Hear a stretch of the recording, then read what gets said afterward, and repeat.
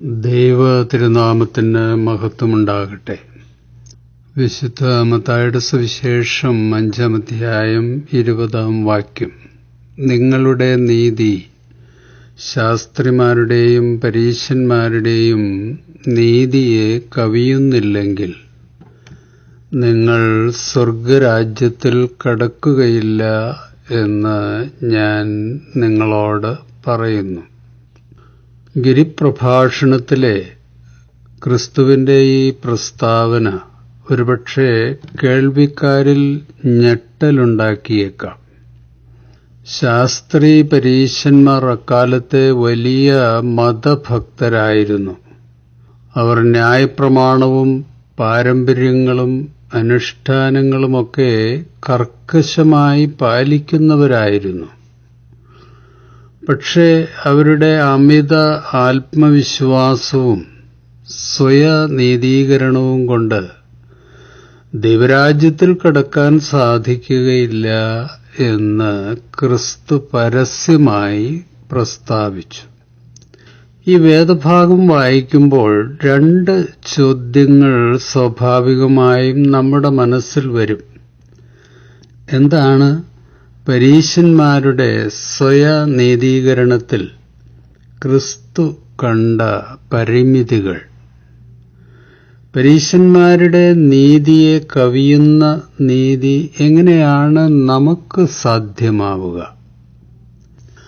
ആത്മീയ അനുഷ്ഠാനങ്ങളും പരസ്യപ്രാർത്ഥനയും ദശാംശ സമർപ്പണവും കൃത്യമായി നടത്തുമ്പോഴും അവരുടെ ഹൃദയം ദൈവത്തിൽ നിന്ന് വളരെ വളരെ വളരെ അകലെയായിരുന്നുവെന്നാണ് ഹൃദയങ്ങളെ ശോധന ചെയ്യുന്ന കർത്താവ് പറയുന്നത്. മത്തായി 15-ാം അധ്യായം. ഈ ജനം അധരം കൊണ്ട് എന്നെ ബഹുമാനിക്കുന്നു, എന്നാൽ അവരുടെ ഹൃദയം എന്നിൽ നിന്ന് വളരെ അകലെയാണ്.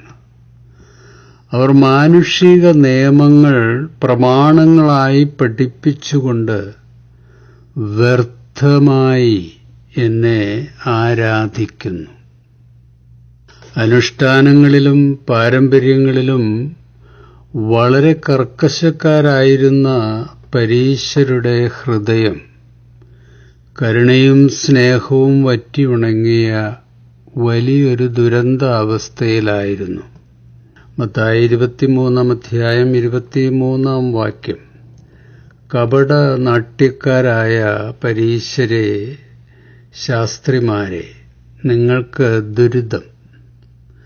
നിങ്ങൾ തുളസി, ചതകുപ്പ, ജീരകം എന്നിവയ്ക്ക് ദശാംശം കൊടുക്കുകയും നിയമത്തിലെ ഗൗരവമേറിയ കാര്യങ്ങളായ നീതി, കാരുണ്യം, വിശ്വസ്തത എന്നിവയൊക്കെ അവഗണിക്കുകയും ചെയ്യുന്നു. ഇവയാണ് നിങ്ങൾ ചെയ്യേണ്ടിയിരുന്നത്, മറ്റുള്ളവ അവഗണിക്കാതെ തന്നെ. പ്രകടന ഭക്തിയിലൂടെ ആളുകളുടെ പ്രശംസയും റേറ്റിംഗും ആദരവും നേടുന്നതിലായിരുന്നു പരീശന്മാരുടെ പ്രധാന ശ്രദ്ധ. ദൈവത്തിന്റെ അംഗീകാരത്തിന് അവർ വലിയ വിലയൊന്നും കൊടുത്തിരുന്നില്ല. മത്തായി 6-ാം അധ്യായം. മറ്റുള്ളവരെ കാണിക്കുവാൻ വേണ്ടി അവരുടെ മുമ്പിൽ വെച്ച് നിങ്ങളുടെ നല്ല പ്രവൃത്തികൾ അനുഷ്ഠിക്കാതിരിക്കാൻ സൂക്ഷിച്ചുകൊള്ളുവിൻ, അല്ലെങ്കിൽ നിങ്ങളുടെ സ്വർഗസ്ഥനായ പിതാവിങ്കൽ നിങ്ങൾക്ക് പ്രതിഫലമില്ല. മറ്റുള്ളവരിൽ നിന്ന് പ്രശംസ ലഭിക്കുവാൻ കപട നാട്യക്കാർ സിനഗോഗുകളിലും തെരുവീഥികളിലും ചെയ്യുന്നതുപോലെ നീ ഭിക്ഷ കൊടുക്കുമ്പോൾ നിന്റെ മുമ്പിൽ കാഹളം മുഴക്കരുത്. സത്യമായി ഞാൻ നിങ്ങളോട് പറയുന്നു, അവർക്ക് പ്രതിഫലം ലഭിച്ചു കഴിഞ്ഞു. പരീശന്മാരുടെ സ്വയനീതീകരണത്തെ അതിജീവിക്കുവാൻ നമ്മൾ സ്വീകരിക്കേണ്ട ആത്മീയ സമീപനങ്ങളെപ്പറ്റി തിരുവചനം വളരെ വ്യക്തമായ മാർഗനിർദ്ദേശങ്ങൾ നൽകുന്നുണ്ട്. ഒന്നാമത് സ്വയനീതീകരണമല്ല, ക്രിസ്തുവിലൂടെയുള്ള നീതീകരണമാണ് നമ്മൾ ആഗ്രഹിക്കേണ്ടത് എന്നാണ് ഭാഗ്യവാനായ പൗലോസ് പറയുന്നത്. ഫിലിപ്പിയ ലേഖനം 3:9. എനിക്ക് നിയമത്തിൽ നിന്ന് ലഭിക്കുന്ന നീതിയല്ല ഉള്ളത്, പിന്നെയോ ക്രിസ്തുവിലുള്ള വിശ്വാസം വഴി ലഭിക്കുന്ന നീതിയാണ്. അതായത് വിശ്വാസത്തെ ആസ്പദമാക്കി ദൈവത്തിൽ നിന്നുള്ള നീതി. റോമാലേഖനം 3:22. ഈ ദൈവനീതി വിശ്വസിക്കുന്ന എല്ലാവർക്കും ആരെന്നുള്ള വ്യത്യാസം കൂടാതെ യേശുക്രിസ്തുവിലുള്ള വിശ്വാസം വഴി ലഭിക്കുന്നതാണ്. പള്ളിയിൽ പ്രാർത്ഥിക്കാൻ പോയ പരീശന് സ്വയനീതീകരണത്തിന്റെ ധാരാളം അവകാശവാദങ്ങൾ ദൈവത്തോട് പറയുവാനുണ്ടായിരുന്നു. എന്നാൽ ചുങ്കക്കാരന് യാതൊരു അവകാശവാദങ്ങളും ഇല്ലായിരുന്നു. ഞാൻ പാപിയാണ്, എന്നോട് കരുണയുണ്ടാകണം എന്ന് മാത്രമാണ് അവൻ പറഞ്ഞത്. അവന് ദൈവത്തിൽ നിന്ന് നീതീകരണം ലഭിച്ചു. 2. പരിശുദ്ധാത്മാവ് രൂപാന്തരപ്പെടുത്തുന്ന ഹൃദയത്തിലാണ് ദൈവം പ്രസാദിക്കുന്നത്. എസെക്കിയേൽ 36. ഒരു പുതിയ ഹൃദയം ഞാൻ നിങ്ങൾക്ക് തരും, ഒരു പുതിയ ആത്മാവ് നിങ്ങളിൽ ഞാൻ നിക്ഷേപിക്കും. നിങ്ങളുടെ ശരീരത്തിൽ നിന്ന് ശിലാഹൃദയം എടുത്തുമാറ്റി മാംസള ഹൃദയം നൽകും. എന്റെ ആത്മാവിനെ ഞാൻ നിങ്ങളിൽ പ്രവേശിപ്പിക്കും. നിങ്ങളെ എന്റെ കൽപ്പനകൾ കാക്കുന്നവരും നിയമങ്ങൾ പാലിക്കുന്നതിൽ ശ്രദ്ധയുള്ളവരും ആക്കും. 3. യാന്ത്രികമായ അനുഷ്ഠാനങ്ങളെക്കാൾ സ്നേഹം, കരുണ, എളിമ, ഫോർഗീവ്നെസ് തുടങ്ങിയ ആത്മാവിന്റെ ഫലങ്ങൾ വിരിയുന്ന ഹൃദയത്തിൽ നിന്നുള്ള ആത്മീയ അനുഷ്ഠാനങ്ങളും സമർപ്പണങ്ങളിലുമാണ് ദൈവം പ്രീതിപ്പെടുന്നതും നീതീകരണം നൽകുകയും ചെയ്യുന്നത്. മത്തായി 5. നീ ബലിപീഠത്തിൽ കാഴ്ചയർപ്പിക്കുമ്പോൾ നിന്റെ സഹോദരന് നിന്നോട് എന്തെങ്കിലും വിരോധമുണ്ടെന്ന് അവിടെ വെച്ച് നിനക്ക് തോന്നിയാൽ, ഓർമ്മ വന്നാൽ, കാഴ്ചവസ്തു അവിടെ ബലിപീഠത്തിന് മുമ്പിൽ വച്ചിട്ട് പോയി സഹോദരനോട് രമ്യതപ്പെടുക, പിന്നെ വന്ന് കാഴ്ചയർപ്പിക്കുക. 4. ദൈവിക പ്രമാണങ്ങൾ അനുസരിക്കുകയും ജീവിതത്തിൽ പ്രായോഗികമാക്കുകയും ചെയ്യുന്നവർക്കാണ് ദൈവത്തിൽ നിന്നും നീതീകരണം ലഭിക്കുന്നത്. ആചരണത്തേക്കാൾ ആയിത്തീരുന്നതിലാണ് ദൈവം പ്രസാദിക്കുന്നത്. യോഹന്നാൻ 14:21.